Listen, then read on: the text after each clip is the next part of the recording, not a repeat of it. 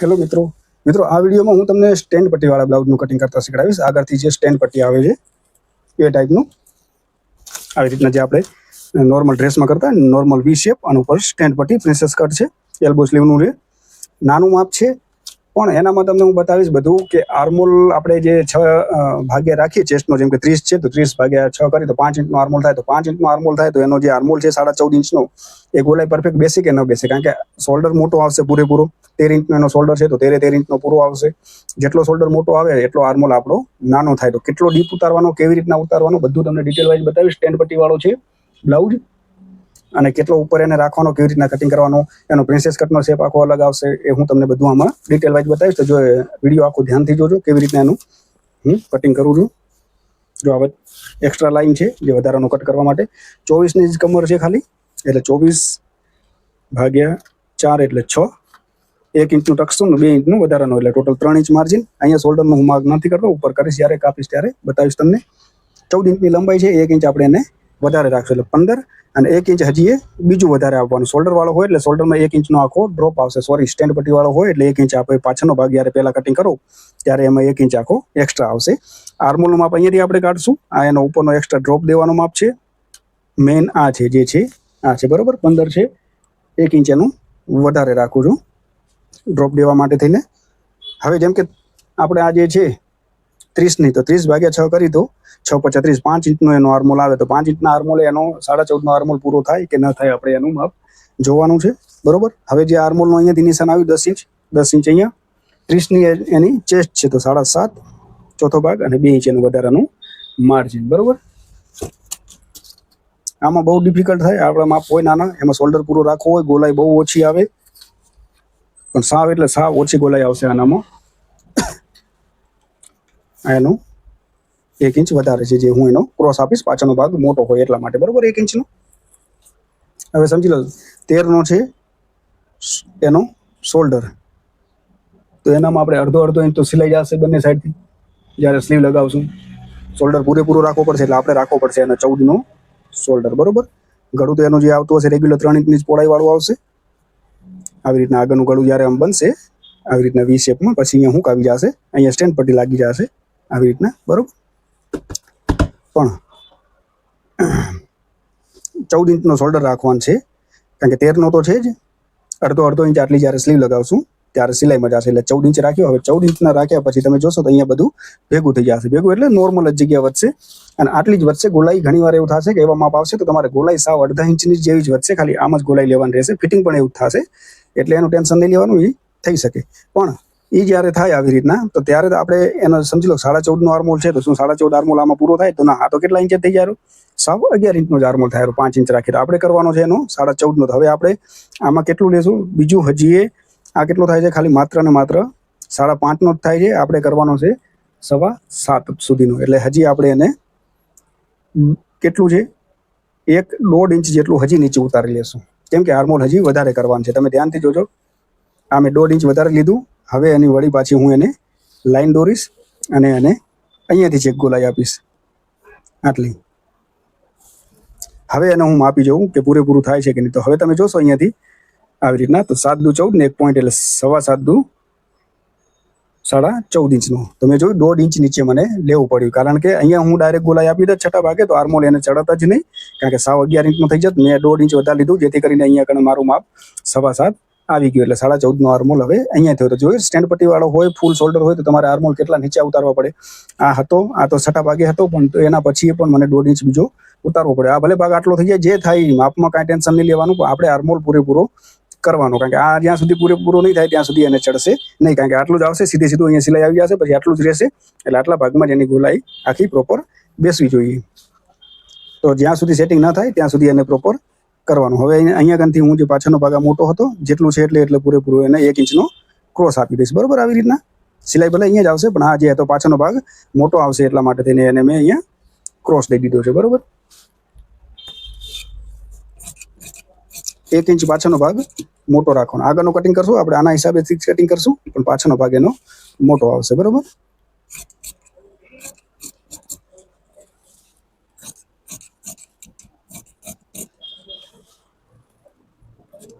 આની ગોલાઈ સાવ એટલે માત્ર જ ગોલાઈ આવશે.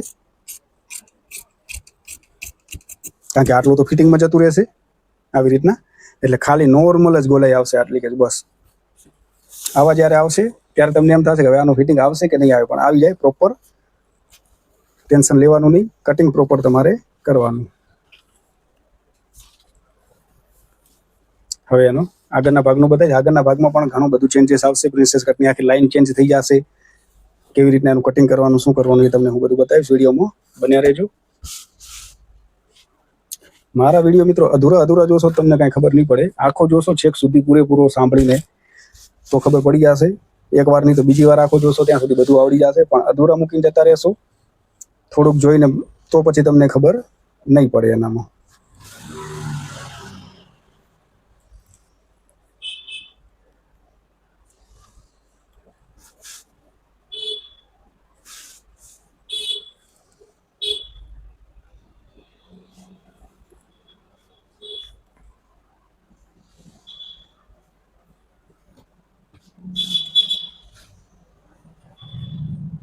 જો ગોળ અત્યારે કટિંગ કર્યું એનામાંથી આવી રીતના મેં અહીંયા કને આ ભાગ મૂકી દીધો છે. હવે આપણે આગળનો ભાગ છે ને અહીંયાથી કટિંગ. આ પાછળનો ભાગ તો મોટો આવ્યો, આગળનો ભાગ મોટો નહીં આવે. આના હિસાબે કટિંગ કરવાનું છે, અહીંયાના હિસાબે. બરાબર, આટલો ભાગ સમજી લો કે નીકળી ગયા હશે. પાછળનો ભાગ લાંબો હોય સ્ટેન્ડ પટ્ટીવાળામાં, આગળનો ભાગ ટૂંકો હોય. બરાબર, એટલે આપણે આના હિસાબે કટિંગ થશે. આ ગળાનું છે, આ શોલ્ડરની લાઈન ગોલાઈ જેમ છે એમ જ આપી દેવાની.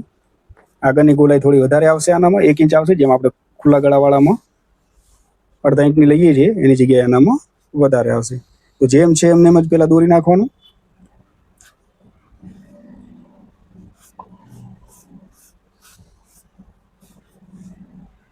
આર્મોલની લાઈન અહીંયા છે, મેં અહીંયા દોરી છે, પણ અહીંયા ઘણા આવશે આર્મોલની લાઈન. બરોબર, આ તો પહેલી હતી, કામ ના આવી છઠ્ઠા ભાગે, એટલે આપણે 1.5 ઇંચ એને નીચે ઉતારવી પડી. બરોબર,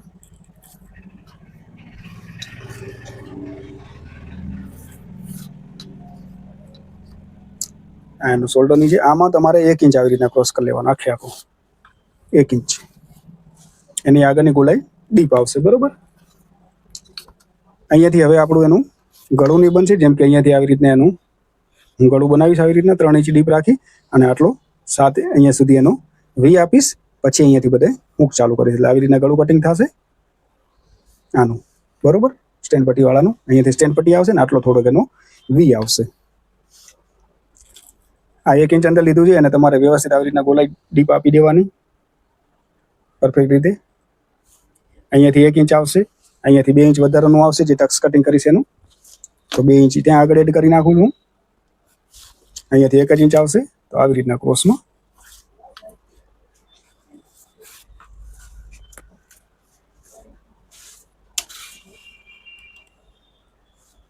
હવે ધ્યાનથી જોજો તમે.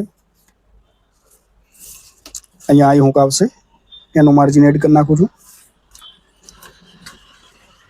હવે એનું જે અહીંયાથી એપેક્સ પોઈન્ટ છે 9.5 ઇંચ છે, એટલે 10 ઇંચ રાખીશ. 1/2 ઇંચ સિલાઈમાં જશે, અને 3.5 ઇંચનું એનું 3.5 થી 3.5 7 ઇંચનું એનું એપેક્સ ટુ એપેક્સનું માપ છે. એટલે આ ટક્સની લાઈન થઈ ગઈ, આ એના એપેક્સથી એપેક્સની લાઈન થઈ ગઈ. બરાબર, આવી રીતના અહીંયાથી એનું 2 ઇંચનું હું ટક્સ લઈશ, એટલે 2 ઇંચની એને અહીંયાથી ગોલાઈ આવશે. હવે જે આ ગોલાઈ છે ને મિત્રો, આપણે ઘણીવાર ઓલા ઓપન ગળામાં ખબર છે ને અહીંયાથી દોરતા, એટલે આમાં જતી રહે. એટલે તમારે અહીંયાથી ભૂલથી પણ આવી રીતના ગોલાઈ નહીં દેવાની. ગોલાઈ તમારી પ્રોપર વ્યવસ્થિત જ આવી રીતના થવી જોઈએ. અહીંયાની આ જે પ્રિન્સેસ કટ આવશે, તમારો જે શોલ્ડરની લાઈન આવતી હશે ને ત્યાં આગળ વચમાં જોઈન્ટ થશે. આપણે ખુલ્લા ગળામાં આ જે અહીંયા આવી રીતના ચોકડી થાય ત્યાં આગળ આપણે લઈ લેતા હોય, પણ આનામાં એવું નહીં આવે. શોલ્ડર મોટા થશે એટલે આ પ્રિન્સેસની લાઈન આખી ફરી જશે, એટલે સીધી ઉપર આવી જશે. આવી રીતના અહીંયાથી કરીને આવી રીતના આપણે ઓમાં જે તમને એમ થાય કે આવી રીતના છે આ ચોકડી એમાંથી આમ થઈને આમ લઈ જઈએ તો એ આખું રોંગ થઈ જશે. એવી રીતના નહીં લઈ જવાનું. અહીંયાથી જ ઉપર જ આવશે ને વચ્ચો વચ આવશે. અહીંયા જે આ ભાગ હશે જે આર્મોલનો સીધી લાઈનનો, ત્યાં આગળ તમારી આ પ્રિન્સેસની લાઈન જશે આવી રીતના.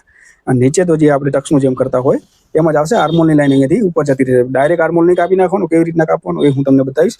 અહીંયાથી આપણો ટક્સ આવશે, અહીંયા 1 ઇંચ ટક્સ આવશે, તો વધારાનું નીચે 1 ઇંચ અહીંયા વધશે, એટલે આપણે 1 ઇંચ અહીંયા એડ કરી નાખવાનું. બરોબર, કટિંગ કેવી રીતના કરવાનો આ ભાગનો એ હું તમને બતાવું છું. પછી પહેલાં તો જેમ જ કાપી નાખશો આપણે. અહીંયાથી આવી રીતના ક્રોસ આવશે,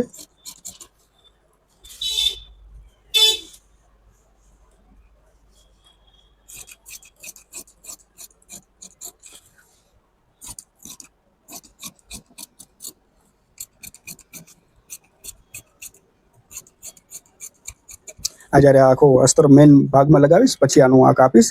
અત્યારથી નહીં કાપું, મોરથી જ નહીં કાપું. જ્યારે મતલબ આખો ભાગ લગાવી લઈશ પછી એને હું આવી રીતના કટ કરી નાખીશ. હવે પહેલાં તમારે શું કરવાનું, આમાં જ્યારે આવી રીતના પ્રિન્સેસ કટ હોય ને, આ લાઈન તો દોરેલી જ છે, તો પહેલાં તમારે છે ને આ ભાગને આવી રીતના કટ કરી દેવાનું. આ ભાગને એકને, આ ભાગ એમ જ રહેવા દેવાનો. હવે આ ભાગને આની આ લાઈન ઉપર આમ ચડાવી 1/2 ઇંચ અને પછી એની તો હવે તમે જોશો આ ગોલાઈ અહીંયા હતી ને, આ ગોલાઈ અહીંયા આવી ગઈ. તમે ડાયરેક્ટ આવી રીતના આમ કટિંગ કર્યું હોત આને આવી રીતના, તો પછી આ ભાગ જ્યારે લગાવો તો આ સાઈડનો ભાગ ટૂંકો થઈ જાય. એટલે આને 1/2 ઇંચ આમાં ઉપર ચડાવી લેવાનો. 1/2 ઇંચ ઉપર ચડી ગયો એટલે હવે તમે જોશો કે આનો શોલ્ડર અહીંયા જતો રહ્યો. હવે આ લાઈન છેક અહીંયા આવી ગઈ છે, બરોબર. તો આપણે આ ગોલાઈ પ્રમાણે નહીં જવાનું, નવી ગોલાઈ અહીંયાથી દેવાની આવી રીતના ડીપ વાળી 1/2 ઇંચ આપણે એનો ઉપર ચડી જશે આ લાઈનથી. પછી હવે આ ભાગનું કટિંગ કરવાનું સાઈડના.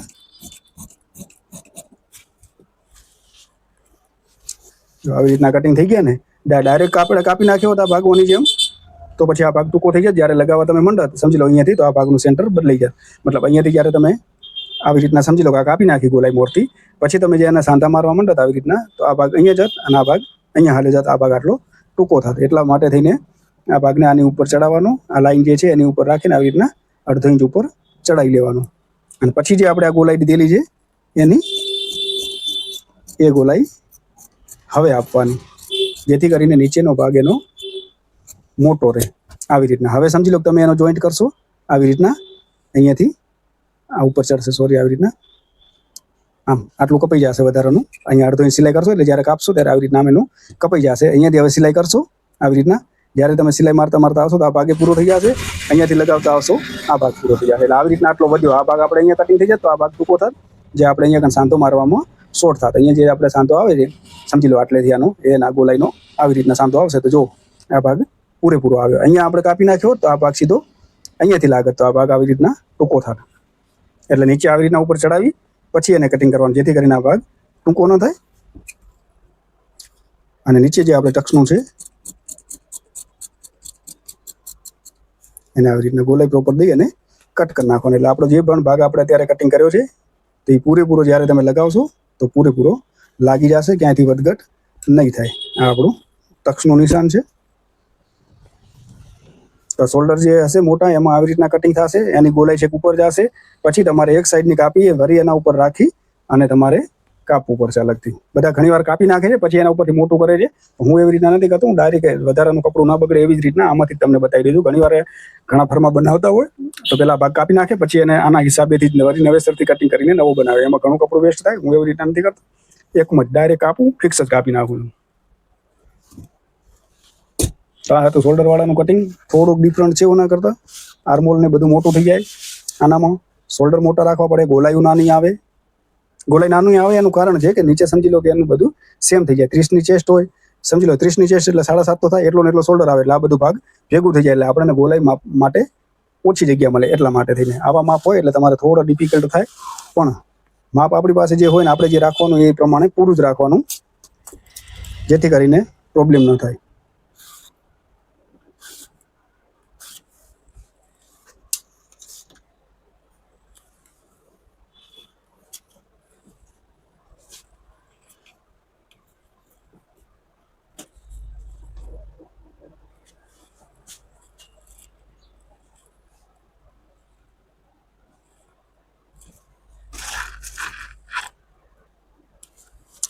સાડા 10ની એની સ્લીવ છે.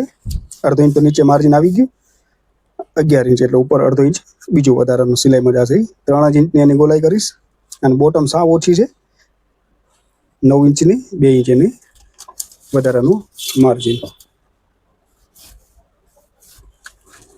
પાછળનો ભાગ લઈ લેવાનો.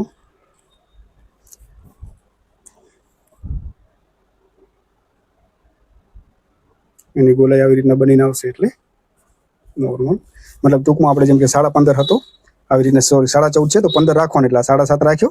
આવી રીતના 2 ઇંચ એમાંથી કાઢી લેવાનું. પછી તમે જે આ ગોલાઈ આની સીધી દેશો લાઈન આવી રીતના, આ વધારાનું માર્જિન આ એની ફિટિંગ આવી જશે. ત્યાંથી આપણે એને ગોલાઈ આપી દેવાની. આનામાં 3 ઇંચનું પણ નહીં આવે, 2.5 ઇંચનો જ હું રાખીશ, કેમ કે આર્મોલ એનો સાવ નાનો છે. ગોલાઈ બહુ મોટી થઈ જશે એટલે 2.5 ઇંચ જ રાખું છું, કારણ કે આનામાં ગોલાઈ છે જ નહીં આપણી પાસે, સાવ નોર્મલ છે. એટલે હું ઘણી ગોલાઈ નથી દેતો ડીપ, ઉપર જ લઈ લઉં છું.